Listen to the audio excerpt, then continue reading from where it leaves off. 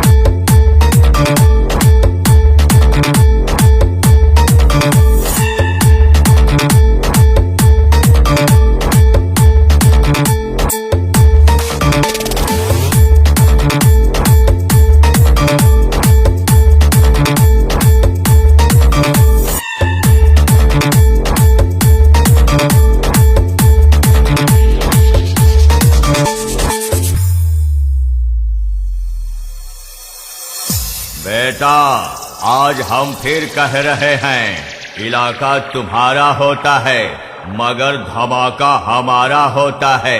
बेटा, हम तुमको रगड़ते ही ऐसा है कि तू कथरी में मुंह छुपा के रोता है। तोहका किरही कुकुरियो नहीं पूछत बे, और हिया बच्चा बच्चा हमार फैन है। लोग हमको प्यार से ताज डीजे कहते हैं, जिला जौनपुर वाले। Sound check.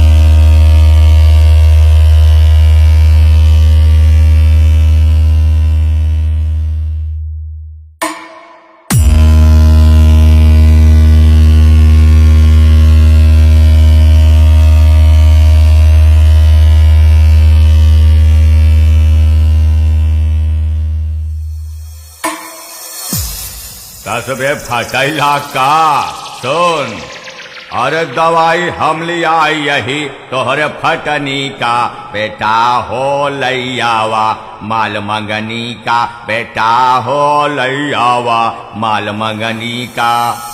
लोग हमको प्यार से ताज डीजे कहते हैं, जिला जौनपुर वाले।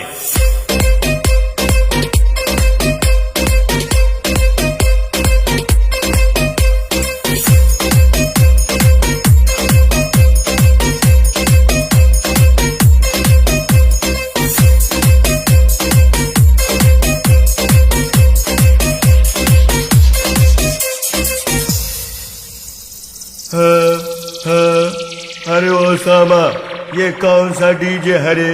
इस पे तो बहुत सारे सुअर दिखाई दे रहे हैं। हाँ? अरे सरदार, इयापै के पैदा किन जोता बोआ और छीटा बिसा रहीन, और सरदार इन्हन आपके दहशत में कचकचाई के एक साथ इकट्ठा भा आहन। हाँ? क्या कहा? इस सब मेरी मेहनत का नतीजा है, मेरी मेहनत का। आने दे रे सामा, आने दे। एक एक को झुका झुका के रे लूंगा, झुका झुका के रे लूंगा। लोग हमको प्यार से ताज डीजे कहते हैं, जिला जौनपुर वाले।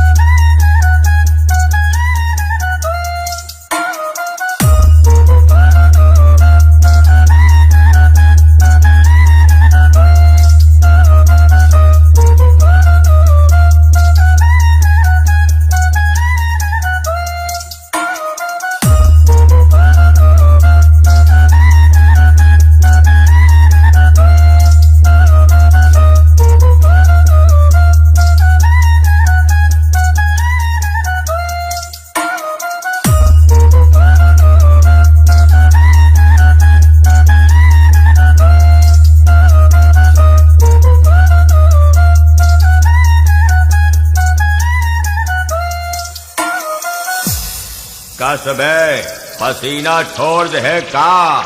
बेटवा तू हमारे दिमाग में कायदे से बैठ गा, हमारे चक्कर में पड़ गया ना।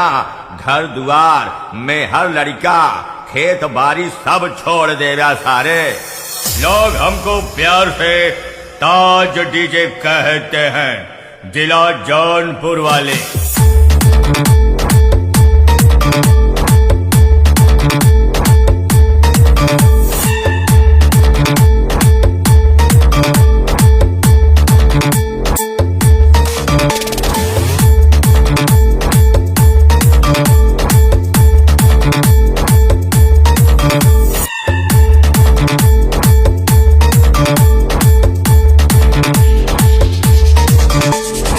लोग हमको प्यार से ताज डीजे कहते हैं, जिला जौनपुर वाले।